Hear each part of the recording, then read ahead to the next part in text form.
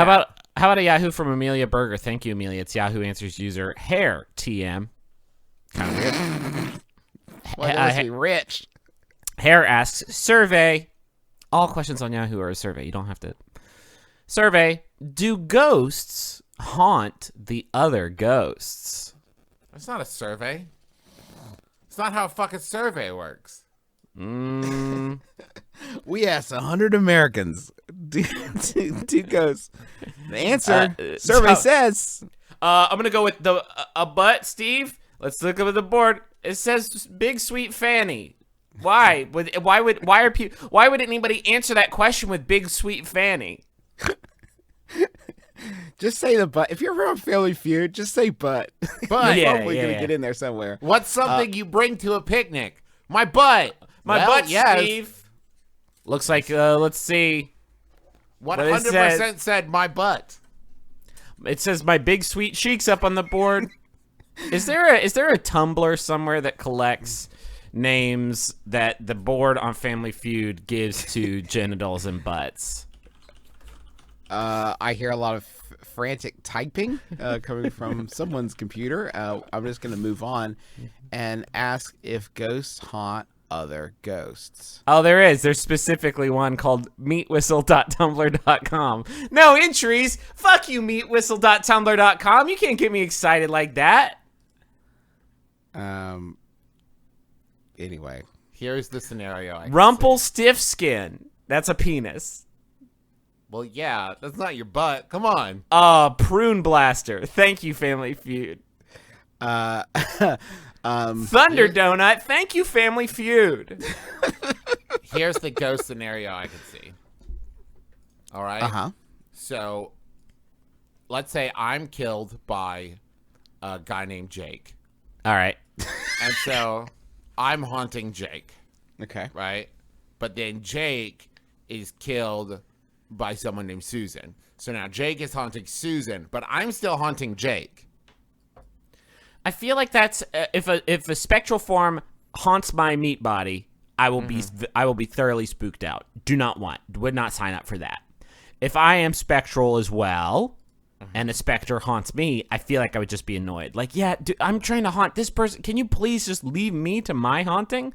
Because you're kind of getting in the way. Imagine that, Travis, a ghost, some sort of spectral, some sort of Renaissance woman floats through your window, and her face is just very scary face with just sort of a rottenness to it, and she's like, Travis, and then just like from behind her you see just a big dude in a t-shirt, and he's spectral, and he floats through the window, and he's like, what's up, Veronica? And she's like, please, can you give me a second? I'm about to spook Travis. I feel like it would undercut the spookiness of the first haunting somewhat. If I see two ghosts, I'm less afraid than just the one, I think.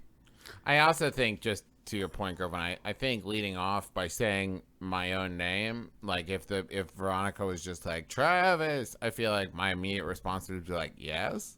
Like, I feel like that's just ingrained in my psyche. So I feel like Veronica would have to make it a declarative, like Travis, instead of like Travis, and then be yes. You know what I mean? I'm just saying make statements, not questions, ghosts. Okay? That's how you get the job. I was thinking about this because there's a similar scene. I mean, this is structurally sort of dealt with in the movie Ghost, because at the end of the movie Ghost, sorry about the Ghost spoilers, everyone. It's 27 years old. Just skip ahead 45 minutes. At the end of the movie Ghost, Tony Goldwyn, who is like his friend that actually like killed him, Patrick Swayze makes it so that he dies. Mm-hmm.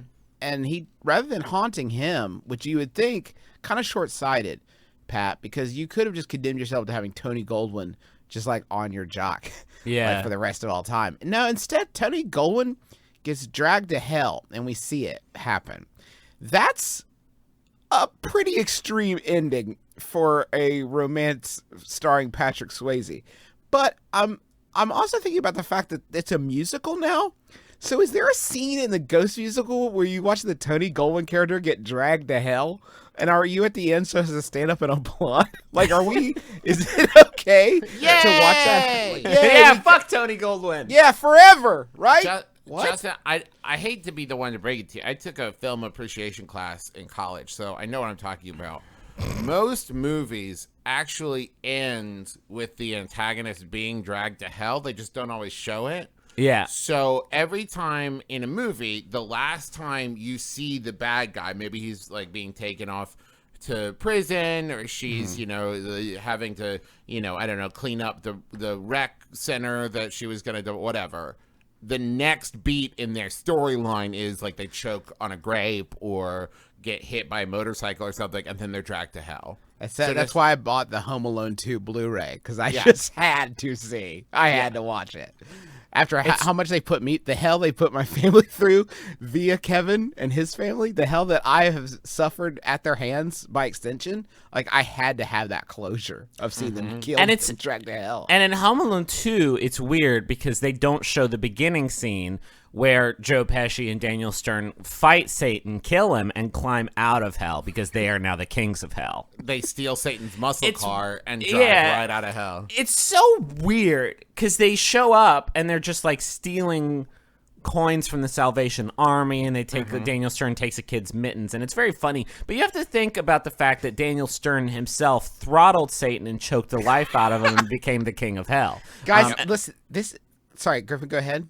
Oh, no, I could go on, but I don't have I want to stop you there because I'm fucking tired of giving the Big Home Alone, great alternate sequels that they could make. This would be our third, and I'm sick of it. I'm sick of them profiting off our ideas. They make every one. They make this huge box office, and I'm not going to give them any more. Yeah, there's a scene you don't see in the middle of Home Alone 2 where Brenda Fricker starts to get dragged to hell, and she's like, "Oh, hold on, Satan.